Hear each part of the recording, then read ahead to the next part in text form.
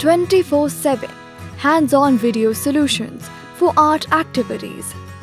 We are an EdTech textbook publishers.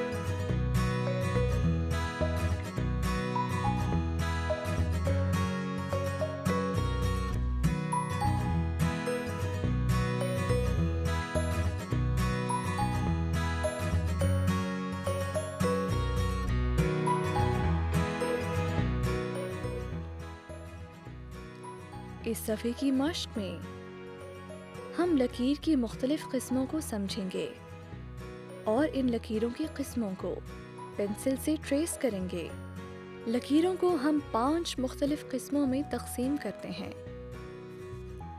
इनमें मुतवाज़ी यानी parallel, अमूदी यानी वर्टिकल, माइल यानी इंक्लाइंड, टेढ़ी यानी कर्व्ड और बेकायदा यानी इर्रेगुलर लकीरें शामिल हैं।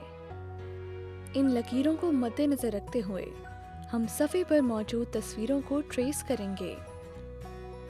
ट्रेस करने के लिए हम 2B पेंसिल इस्तेमाल करेंगे।